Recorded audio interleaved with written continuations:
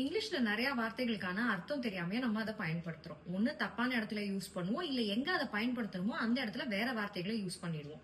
அந்த மாதிரி சில வார்த்தைகளையும் அதை எப்படி கரெக்டா யூஸ் பண்றதுன்னு இன்னைக்கு நம்ம பார்க்க போறோம். நம்ம பார்க்க போற ஃபர்ஸ்ட் வேர்ட் feeble. ஃபீபிள்னா தமிழ்ல பலவீனமான அர்த்தம். He looked feeble and confused. அவன் பார்க்க பலவீனமாவும் குழப்பத்தோடையும் இருந்தான்னு சொல்றோம். Ignorant or unaware. ignorant or unaware தமிழ்ல தெரியாமன்ற மீனிங். ரெண்டு வார்த்தைக்கும் அதே யூசேஜ் தான். Many people are ignorant about their rights. நிறைய பேர் அவங்களோட உரிமைகள் என்னன்னே தெரியாம இருக்காங்க. Entire. என்டையர்னா முழுசா அப்படின்ற meaning. She ate the entire pizza. மொத்த பீஸாவையும் முழு பீஸாவையும் அவளே சாப்பிட்டான்ற மீனிங். Turbulence. டர்புலன்ஸ்ன்றது பல திடீர் மாற்றங்களை குறிக்கும். A plane hit significant turbulence during the flight. அந்த விமானம் பயணத்தின் போது நிறைய மாற்றங்களை சந்திச்சுது அப்படின்னு சொல்றோம். நார்மலாவே டர்புலன்ஸ்ன்ற வார்த்தையை நம்ம விமானம் சம்பந்தமான சென்டென்சஸ்ல படிக்க பார்க்கலாம். Trivial.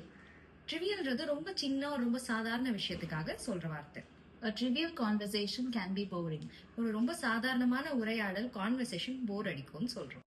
இந்த மாதிரி வார்த்தைகள் அதை எப்படி கரெக்டா யூஸ் பண்றதுன்றத ஒரு சீரீஸ் ஆஃப் வீடியோஸா நம்ம பார்க்க போறோம். உங்களுக்கு இந்த மாதிரி வேர்ட்ஸ் ஏதாவது தெரிஞ்சுக்கணும், மீனிங் அண்ட் எக்ஸாம்பிள் வேணும் அப்படின்னா கீழே கமெண்ட் பண்ணுங்க. Thank you.